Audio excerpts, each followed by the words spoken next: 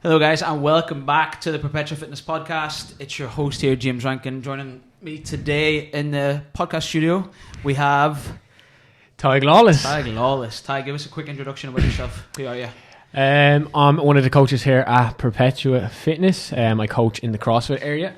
I'm currently studying sport and exercise management in UCD, and I am a CrossFit competitor. That sums up me. Sums you up. You're all about time management and balance, aren't you? Just about. So we kind of had a topic in mind today relating to goal setting. So I kind of think maybe a good way to start that would be how you set your goals, and then we can maybe branch off and get some advice for the people who watch as well. So whenever it comes to goal setting for you, because from what I know, you have quite a structured schedule. Like you have your training, you have your coaching, you have your skill work, and you're pretty good at managing that, and you squeeze the other things in there. So how do you decide like what the goals are, and then how do you work towards them? Yeah, so I'm currently working with a coach, and I think it's very important to have someone to kind of hold you accountable, but just someone to kind of talk to. That's the main thing, someone that you can report to. Now that could be like, you could be reporting to someone, or it could be a diary, that type of thing. Just, it could be someone or just reporting yourself. I think that's the main thing at holding yourself accountable. But for me, and as you said with my time management, is just having priorities.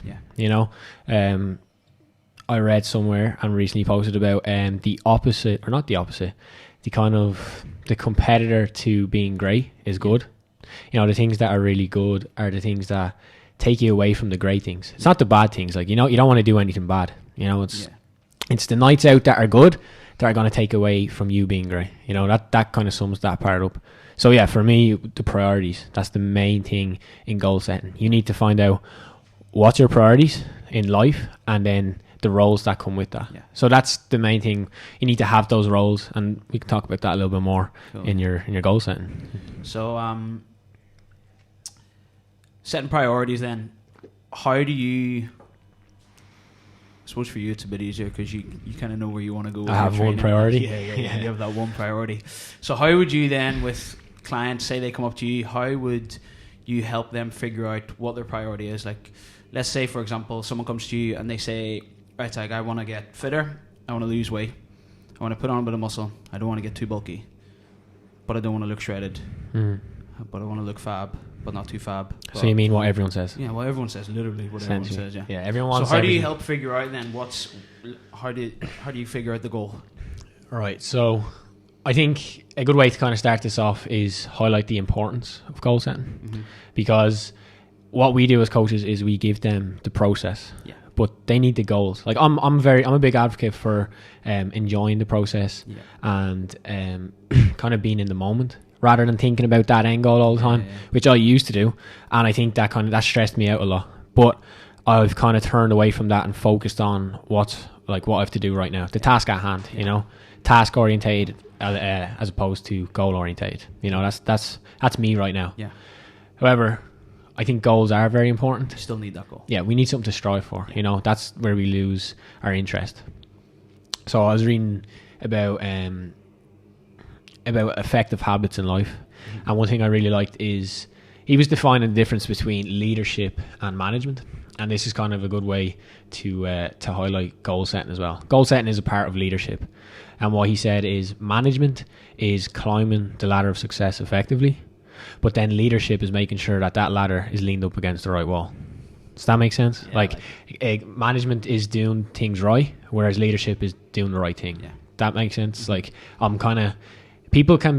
where people lose interest, I find, is setting the wrong goals or not setting any goals. They lie to a coach, they lie to themselves, they think they want something, but then they get to the hard part of the journey and they lose interest, lose motivation. That's like, how many times have you seen that where clients come on, they think they want to lose all this weight, that you give them the nutrition plan or whatever, and then 2-3 weeks down the line, I've been doing this on the weekend, doing this and not staying on track. So that's why goal setting is important. Now, the process though, that's where you gotta that's where everything's kind of focused. but we got to set some goals so we can go through that process. Well, that's a great point you made there. Actually, loads of people come in and they end up saying the thing that they think that I want to hear, or that whatever their coach wants to hear. They come in and they go, "Oh, I want to lose X amount of weight so I can look better and play with my kids and blah blah blah," because they've heard that on a different podcast where that's what their goal should be.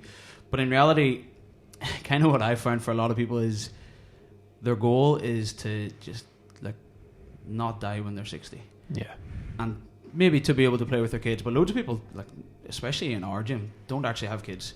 So figuring out their actual goal can be really, really hard. And me and Larry spoke about this in last week.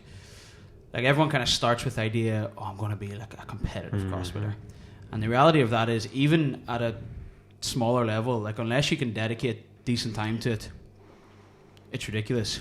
So sometimes just being able to set a goal of, I find being able to set a goal of, right, to each of my lifts I want to add 5 kilos, or I want to add 1 rep to my pull-up or my handstands or my push-ups or whatever that thing is. But yeah, people have illusions of grandeur, setting like a big ridiculous goal of I want to lose a stone before Christmas, when in reality is pubs are about to open back up, hopefully restaurants as well. They're going to go out, they're going to go drinking and all that sort of stuff. So yeah, like how do you help people then? Say you figured out a goal, a realistic goal, one that's kind of maybe 18 weeks down the line, 20 weeks down the line. How do you keep them on track, sticking to the process? Well, how do you... That's probably more applicable. Yeah. Let's use your goals. So I'll let you explain. What's your big goal? Most people probably know. My big goal? Yeah. My biggest goal is to win the games. Yeah. That's just putting that out there. Yeah. Now, I've always had that in my mind, and I think that's, as I talked about before, when I'm thinking about the goals, that's where I lose it. You know, I get run down. Yeah. I overthink things. You know, so and that is the main goal. I think, well, that's a long-term goal, so we need to break that down into short-term goals. You know, and after competitions, myself and my coach will go through that. You know, which, well, there hasn't been many now, so we've got to break it up into other ways. So we got to find weaknesses, and that'll come up in tests. Yeah. But rather than me just talking about like my goals and that type of thing, I'll talk about like how's a bit more like how they can relate to it more. You know, and setting goals. I'm sure you've heard of it. Is they use the SMART acronym. Yeah. The specific, measurable, attainable, relatedness, and then time consuming. Them type of goals. I think that's one of the best ways to do it. Now, if say we're as coaches, people come to us and they throw out these goals that they want, or I think generally when you're taking on new clients, you'll ask them what are your goals. You know, because it is important that we know that way we can build the process or the way of getting there around that. Yeah. So taking it through that, it got to be specific. Now get it as specific as it can be, so that way when you hit that, you know you hit that. You know. So is that for your big goal? The big goal is quite specific. If you're either winning it or you're not. Yeah. But even for my minor goals, say it's I want to get better at burpees. Yeah. You know, that's kind of a hard thing to work towards, because, well, for that one, it's going to be comparing against the field. So I've got to get my burpee speed to say 2 seconds a rep, my cadence down there. Yeah.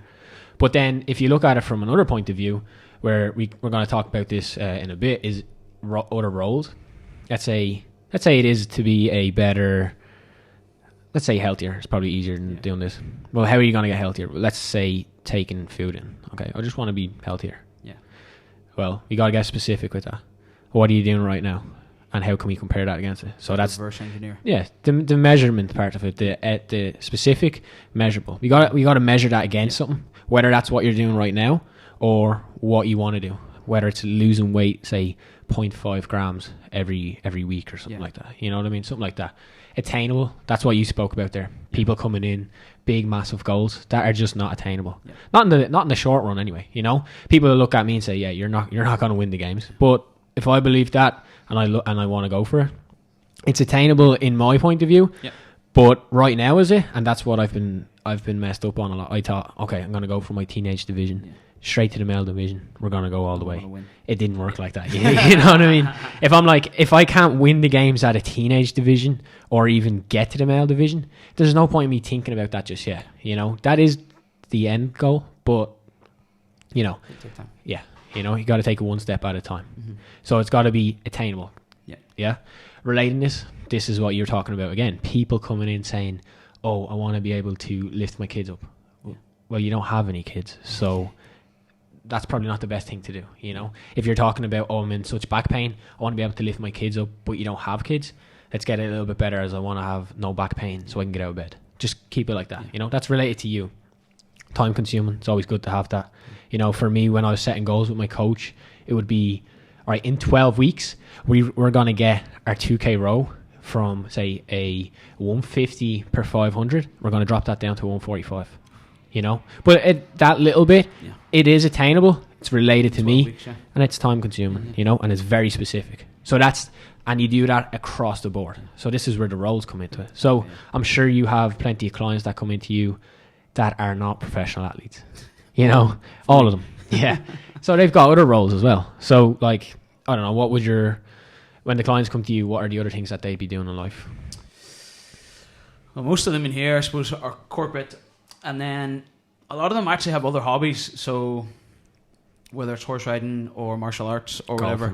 So golfing, golfing's a big one here actually, now that you mention it. So making sure that what we do with them in here doesn't detract from that, and ideally benefits it. So if I know someone goes horse riding quite a bit, or maybe they play rugby, like I want to make sure that they've got good stability around the hip, good strength there, and good endurance, because they need all of that. Yeah. And then, but without getting, I suppose for most people, without getting too detailed with it, like just teach them, this is going to help your thing, but we don't need to go into semantics or anything about it. Just get into it a bit more.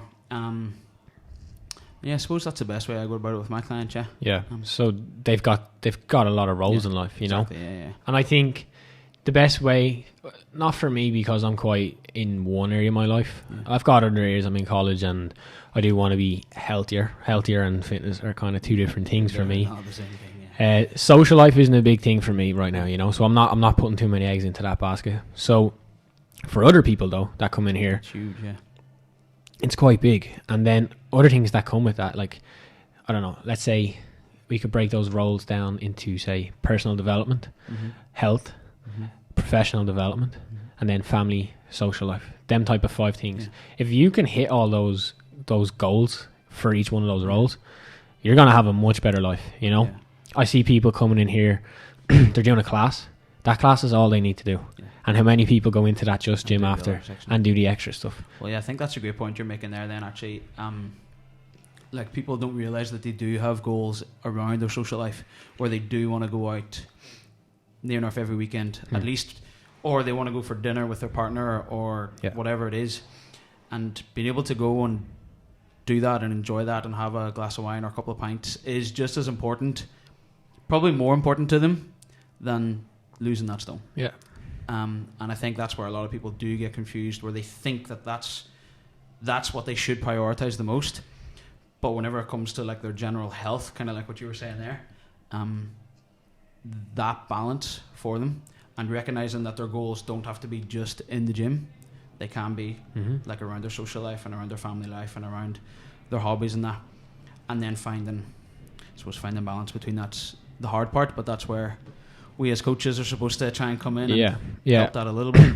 I mean, if you sat down, that's for any person can do this really. They sit down, they make a mission statement for their life or whatever. And now that mission statement's going to change. Like me right now, and my goal is 10 years time, that's going to change completely, you know. So if you sit down, say every 6 months, 3 months, 4 months, whatever, write a mission statement of what you want right now.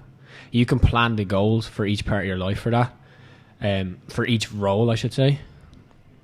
And then obviously if you do it the way we talked about, the smart way, you're going to hit those goals. Well, you will try to hit those goals, you know. That's why and we talk about time management there.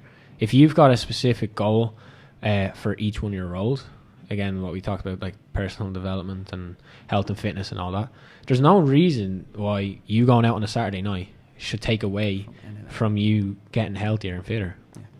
And it will probably relieve some of that pressure. And I think a lot of people get caught down on a day-to-day basis rather than a weekly basis. Yeah. If you look at how many hours are in a week, and I know a lot of people will have corporate jobs here and like they lose out on time, but I can guarantee if these people sat down, planned out a week and say, all right, I just need an hour to get healthier. You know, I don't need to eat all this crap, because if I planned it out, I want to hit these meals, and I do leave that space at the end of the week, well then I'm fine. You know, there's no reason why I can't do that. And it looks a bit different for me because the things at the weekends are training still. You know, it's still just training on a Saturday or something. Yeah, but there's no reason why someone coming in here, or even a coach that's in here, you know, I see a lot of coaches that come in and every week they're doing something different, and I'm like, right, why are you doing that? And they're like, well, I just thought I'd do it. I'm like, but you're going about it needlessly, you know? And then I guess that comes into the process, and that's what we're here for. That's kind of where the people struggle, I've found a lot. You know, when they're, I don't know, 3 weeks into a 6-week diet and they give up all hope, it's probably because they haven't planned for that. You know, they haven't planned for that struggle. And if you have something that actually means something to you, which is a goal, and you get to that hard spot, you're just going to keep going because, you know what? I'm going to bring it back to the goals. Yeah. And then rather than us as coaches saying, well, if you don't do this, then you're not going to achieve that goal, just ask them, how's your goal coming?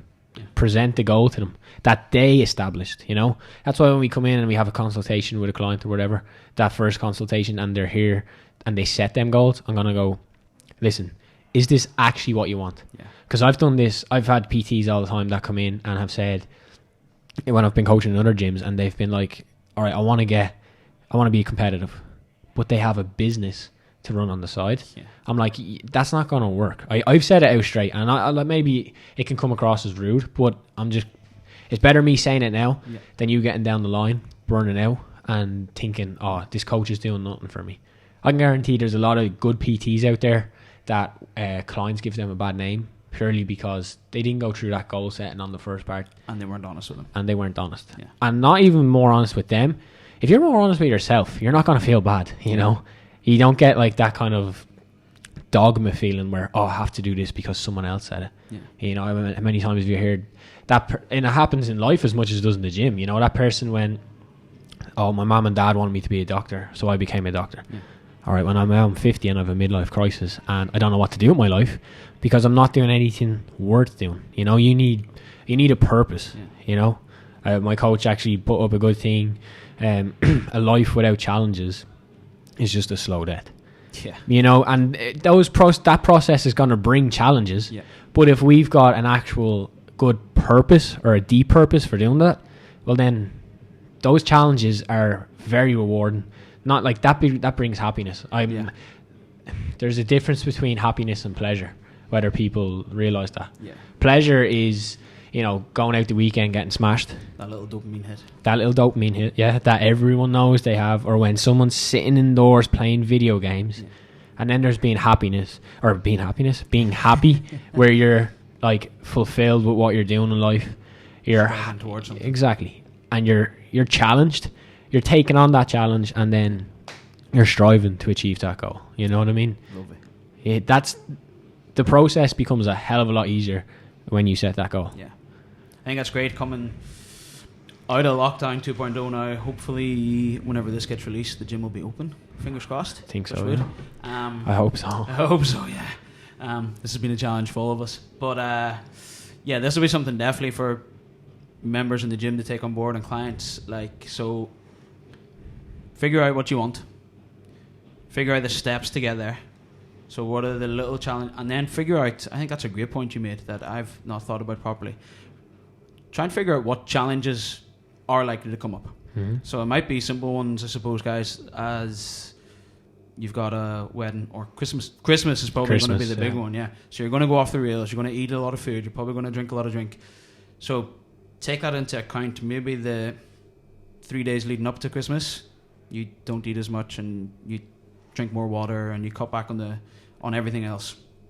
Enjoy your 2-3 days, whatever, in that, and then get straight back into the thing again, because you know that you have that goal that's you want to achieve by the end of January or the end of Q1 or whatever it is. and just know that there's going to be that little roadblock. You're not going to give up all hope. You're going to have a coach that's accountable for you, or accountable to you, and then you can get back on track and go towards that again. That's it. That was good, Taggy. Thanks, man. No worries. You're so smart even for such a young age. Thanks, man. Guys, plug. Where can we find you on the interwebs? Instagram's probably. Instagram. Yeah, Tadhg.lawless. Tadhg. Or you could just come into Perpetua, do a few classes. Yeah. You going to take some PTs? Maybe soon. Don't know if that's a goal of mine. Yeah. Guys, there you have it. Some goal setting tips from the main man, Tadhg Lawless. If you do have any questions, pop them in the comments. And please like and share with your friends and family. And we'll see you again next week. Bye-bye.